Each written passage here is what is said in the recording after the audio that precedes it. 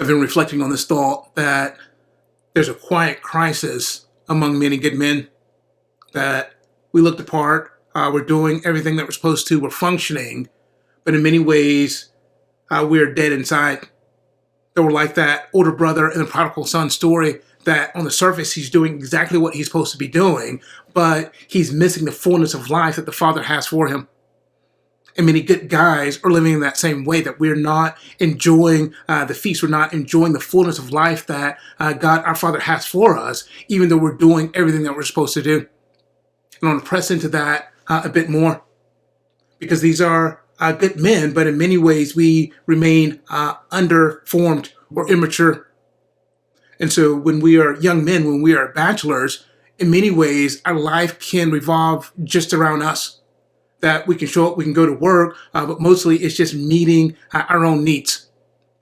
But part of growth and maturity is recognizing that life is not just about us, that we have a responsibility to others. Certainly as we get married and have kids and we take on the roles of husband and father, then there's a growing weight that comes with that.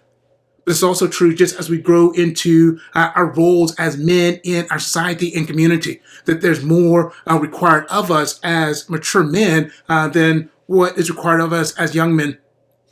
And if we're not shaped and formed into that more, into being able to bear greater responsibility, then often, again, we're functioning, we're doing everything that we're supposed to on the outside, on the surface, but internally, we're dead inside.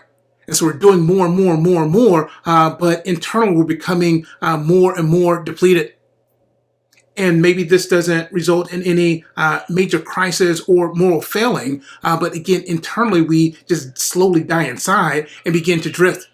And so our ability to bring life and goodness into the world is also impacted because we don't have that inner sense of vitality ourselves. We don't have that inner sense of strength and life ourselves. And so we are limited in our ability to bring life and goodness to others.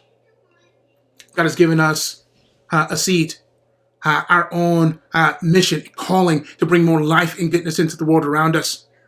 And sometimes that journey, many times that journey is filled with mystery and uncertainty. That often we may have clarity in what we've been called to do, we just don't know how to work it out yet. It's just like we've been given a seed to plant a seed for an apple tree. And so we know that we've been called to bring forth this apple tree, but the journey to get from here to there is still unknown. And we see everyone around us planting their various fruit trees and getting quick harvests. And we wonder, God, what are you up to in our story? Why is something wrong with me that I can't just plant the seed and produce a harvest? But that is part of the work of formation.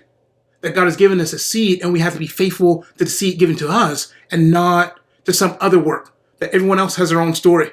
And so their fruit may grow a lot quicker than our fruit. And that's their story. What is our story? And so will we be faithful in planting the seed that God has given us? But in planting the seed, it is also now allowing that process of planting to shape and form us.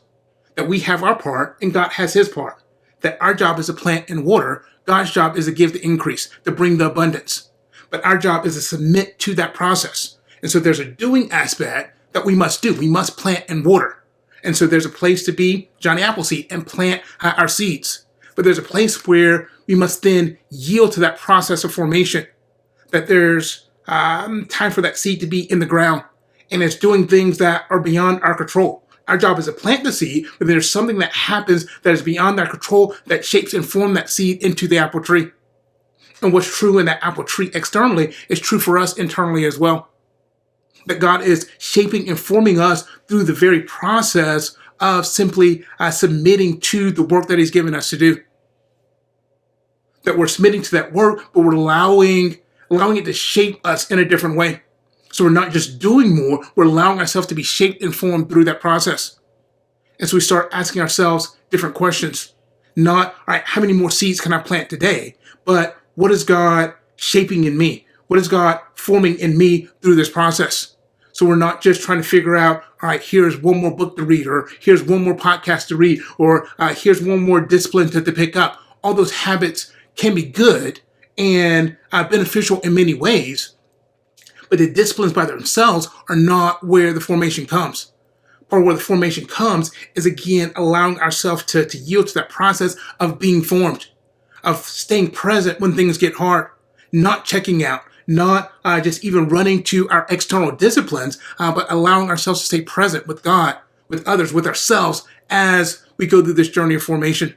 And so we have to keep coming back to this question of, what is God forming in us as we go through our storms of life? When the pressures of life heat up, what is God shaping and forming in us? And so not, all right, what do I need to do? Or where am I failing? Or where am I missing the mark? Again, those are appropriate questions, and we need to address those at some point. But often, what is God shaping and forming in us through this season? That maybe this is not about doing more, but becoming more. And maybe God is shaping us. And this is where being in the company of like-hearted others can help us discern that if we are just left on our own, then sometimes we might misinterpret the season. That we may see it as a personal failing that we need to do more, when our trusted others can see from a different vantage point and help us see that, no, God is up to something in this. That you're doing everything that you're supposed to, and maybe God is up to something bigger in this. That He's shaping and forming you into something greater, and this is not about you doing more for you to panic or to live in fear or a scarcity mindset, but to recognize how God is shaping and forming you through the season. But again, sometimes we're too close to it to see. And so we need our brothers, we need our trusted others, we need our like-hearted friends and allies to be able to see with us, to pray with us, to listen with us of what God is up to in each season.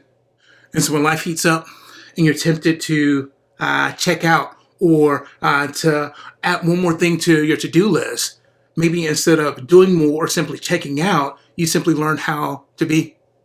You yield and allow God to shape and form you through the season, to exercise your faith, but to not do this journey alone, to take a few others with you so that you can interpret the season correctly. God is slowly shaping us into the men who can make an impact for good in the world around us. But formation doesn't happen by accident. It happens by intentionality, by awareness, by our consent to this process of formation. Hear my Lord, speak. Your servant is listening.